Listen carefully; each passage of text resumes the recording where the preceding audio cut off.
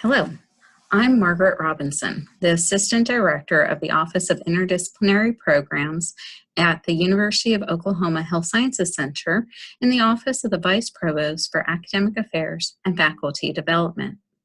Today's webinar will provide information on the Wisdom Family Foundation Interprofessional Education Research Seed Grants. We first and foremost thank the Wisdom Family Foundation for their generous support of interprofessional education at OUHSC. Our agenda for the short webinar will include an overview of the Seed Grant Program and its purpose in developing interprofessional education, or as we call it, IPE. We will also have a short review of the application process and include a few tips for your success, and a recap at the end, followed by the Q&A using the online chat for any online participants today.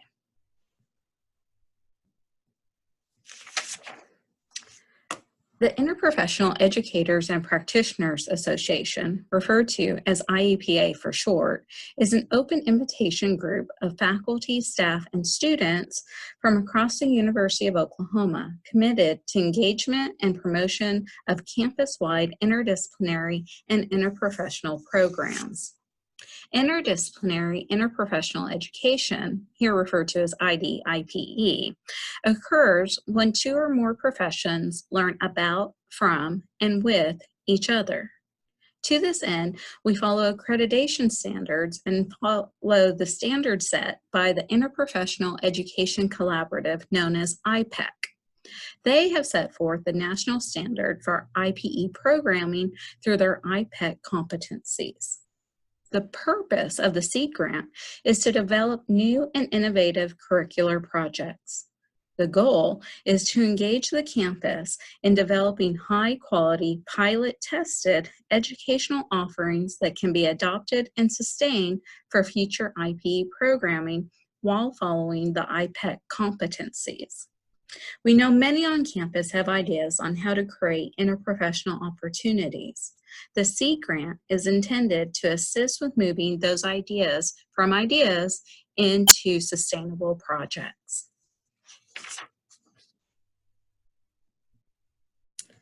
This year, the Wisdom Family Foundation has made $4,000 available for award to a campus-wide IPE pilot project. To apply for this funding, we recommend you follow a few simple steps. 1, we recommend you collaborate with others on campus. The goal is to have students from a minimum of 3 different professions in 2 different colleges involved in your project. Scheduling, participation, content, the facility space, all of this will require strong and thorough communication. We recommend you reach out to IPE partners across campus early in developing your plan. You can also find resources on the OUHSC IPE website under faculty and staff to find other collaborators who are involved in IPE programming. 2, it can be helpful to review online resources related to IPE programming. You can review the OUHSC IPE website, or we also want to recommend the National Center for Interprofessional Practice and Education, referred to commonly as the Nexus, N-E-X-U-S, Nexus. There on the Nexus website, you will find literature, modules, assessment tools, and many, many more resources. And of course, there's a link on our page under About Us. Next, we recommend you review the application forms online. You can go to the OUHSC IPE website, just Google OUHSC IPE, and then follow the link under the Faculty and Staff tab for the IEPA Seed Grants. There, you will find a link to join the IEPA if you have not already. You'll find the Request for Proposal overview chart. You'll find the Frequently Asked Questions page, which has many, many additional points for your success. You will also find the application form in both PDF or Word document versions and the online submission portal. When you open the application form and you're completing it, it is important to complete all sections. Incomplete applications may not be reviewed. It'll be important when you're completing the application to list which professions are included in your project. And again, that's professions, not just the colleges. And also indicate which IPEC competencies will be addressed. There are 4 competencies: communication, roles and responsibilities, values and ethics, teams and teamwork. Not all projects have to address all 4 competencies, but must at least address one of the competencies to be covered under the funding opportunity. We will also need you to specifically state how learners will have the opportunity to learn about, from, and with each other. It's important that they not just be in the same room together, but they actually have this opportunity to interact. Often, interprofessional interaction comes from group work, group reflections, or the debrief process. Also, we will need to know how you plan to assess outcomes of your project and how you propose to use the funding. With funding, all budgets should be under $4,000, but you do not have to use all $4,000. The award will also go to a Miss A account, so it's important to consider how you will disperse funds. Funding cannot be used to pay FTE percentages for employees and cannot be used to pay tuition for students. All budget items need to follow university standards and requirements. Also in the application section, the narrative is equally important. Applicants are encouraged to outline clearly their project goals, objectives, detail how they plan to meet those goals, discuss the collaborative team and their background skills, the timeline, and the feasibility of implementation and sustainability. With the narrative, we're really looking for the story of your idea, how you can implement it, and if it's realistic that we can actually deliver this and sustain it.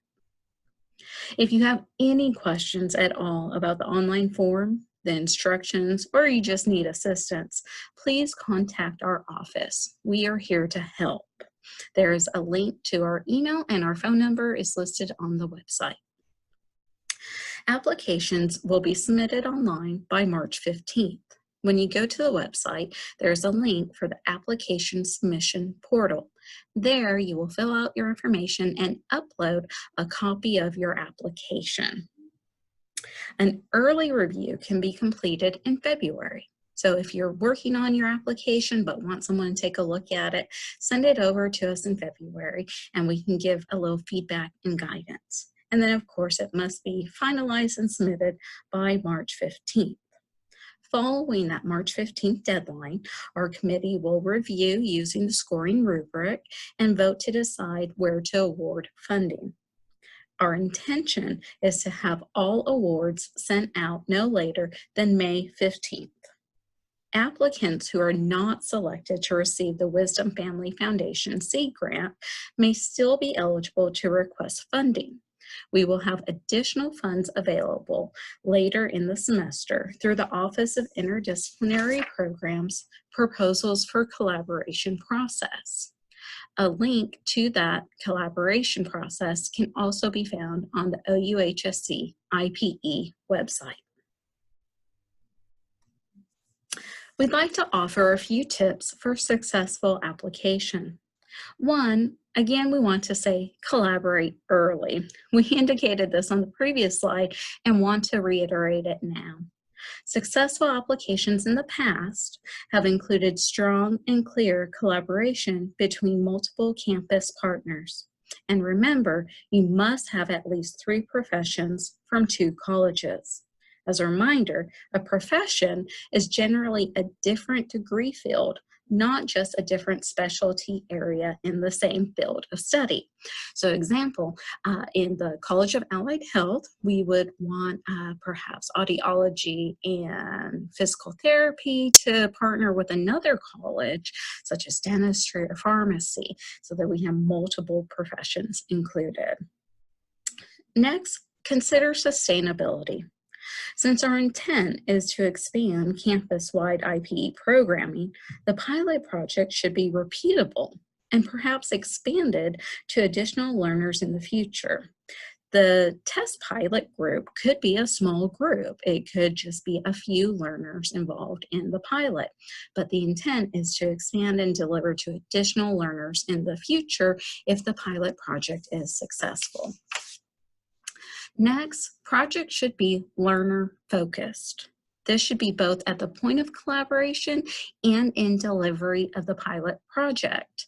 So while we are interested in opportunities for faculty development and general research and interprofessional practice in the workplace, all of our goal is to develop learner-centric programming. So we must include students as well. Next, it can be helpful to review previously funded projects for examples of best practices. If you review the frequently asked questions page on our IPE website for the seed grants, you will find a copy of the abstracts from the 4 previously funded pilot projects.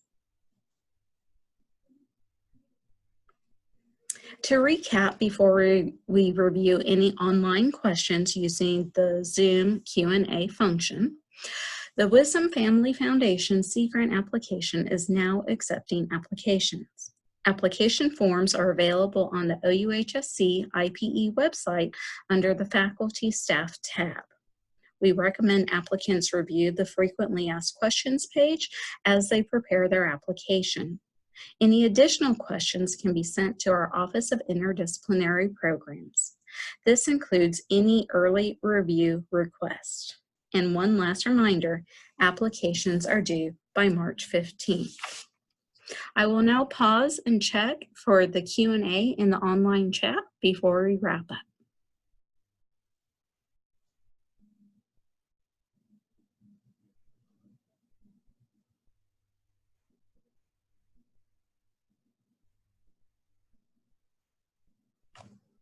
I'll give a few extra moments in case there are any questions.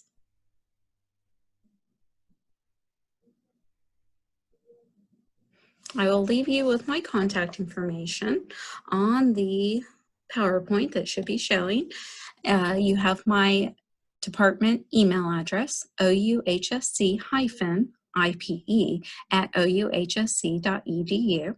Our phone number for those wishing to call instead is area code 405-271-8001, and my extension number is 30674.